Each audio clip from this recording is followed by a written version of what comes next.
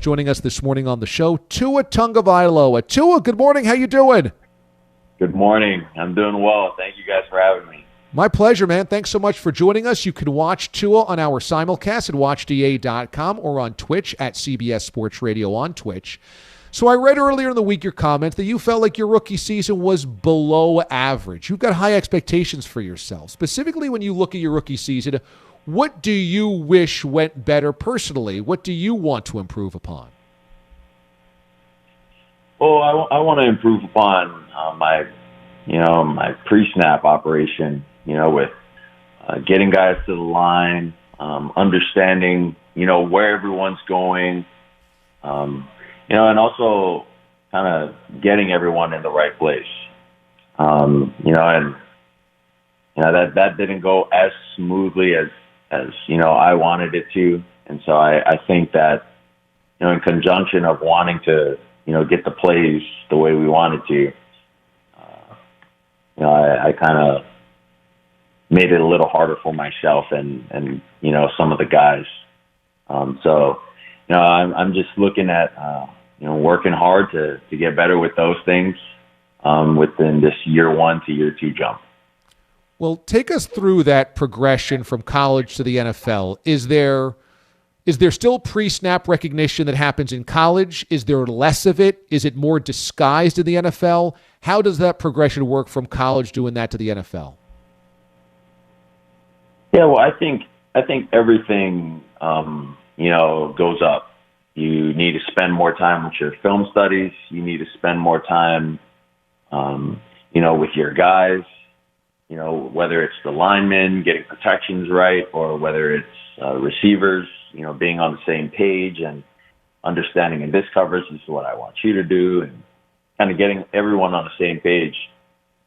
Everyone has more time now, whereas in college, you're really going off of what you're told by your coach. Your coach tells you to drop here, you're going to do it. Because you have schoolwork, too, to think of. It's not just football that you're dealing with. But when it comes to the NFL, everyone's just really good, and you got to find every edge that you can, against a player and, against the team that you're playing against. Tua Tagovailoa is our guest here on CBS Sports Radio. You came off of a significant injury, and you didn't have a preseason. You didn't get to have OTAs, et cetera, like most normal rookies would. What would you put your health at percentage-wise this past season? I'm guessing it wasn't 100%. Well, I'd say I was pretty good. I felt pretty good throughout the season. It might not have been,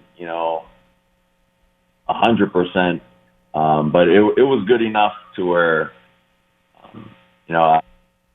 our training staff, Kyle Johnson and Coach Flo, and all these guys, they would have never put me out there if they didn't think, I'd go out there and hurt myself again. I'd say regardless of the hip situation, that was no excuse with the season that, I was hoping to have for myself and the expectations I had set out for myself. Do you feel that going into 2021, you'll be healthier and your body will be more close to what it was at Alabama? I'd say getting this first year under my belt, and also getting into the routine of training now, not rehabbing, leading up to, the new season, is definitely going to help me tremendously. And I think it'll do justice for both, my physical health and my mental health. That's interesting. I'm a fan of yours, and the reason is that you've always been really honest and candid, and you're secure in yourself to be really honest with questions. And so I know that you'll be honest with this as well. The success that Joe Burrow and Justin Herbert had, did that apply pressure to you as a fellow rookie looking at them do what they did when you were out there? I would say no.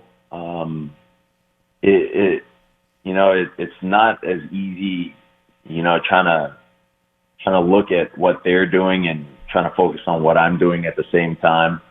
And only because after one game, the next team's defense that you're trying to focus on does something totally different than the week prior's defense. So it's really hard unless you have, time off, which would be a bye week. And our bye week was early in the season.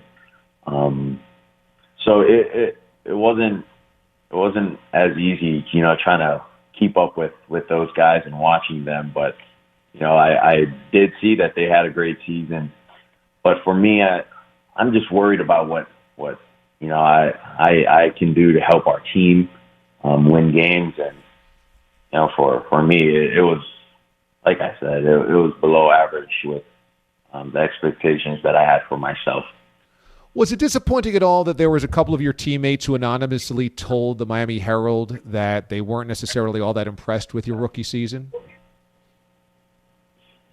Well, I think sometimes things might get blown out of proportion or whatnot. I don't know if that is true or if that isn't, but I can control what I can control. And, my focus is, getting better and trying to make this jump, this leap from year one to year two. Yeah, and there's a lot of expectations and pressure that comes just with being a first-round quarterback in the NFL, and you guys fell just short of going to the playoffs. And I kind of feel like I don't want this to be such a disappointing interview. Like, you must have had a lot of fun. That was a fun season for the Dolphins.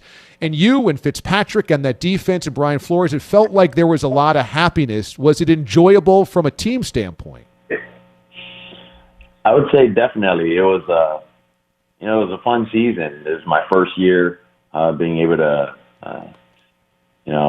see the ins and the outs, with the league, and then also the communication, how the communication works with quarterback and the head coach, the quarterback and the OC, and then the quarterback with the team. So I think we had a lot of fun this year. Obviously, we came up shorter than we expected, but all the more reason to work a lot harder to get what we want for next year. You are working alongside the official retail bank of the NFL with a multi-year partnership with the league as well. And you guys are working together to unlock potential across South Florida and Miami area, where obviously you're playing right now. So talk to us about this partnership that you have. Yeah, well, I'm really excited to be working with Truist, who recently announced that they're an official retail bank of the NFL, which is cool. But I'll be launching my foundation, which is the Tua Foundation, and that'll be focused on youth initiatives, health, wellness, and other charitable causes. And Truist is one of the partners who is helping to make a meaningful difference with that. And the reason I'm working with them is because we have a shared passion, and that's inspiring and building better lives and better communities.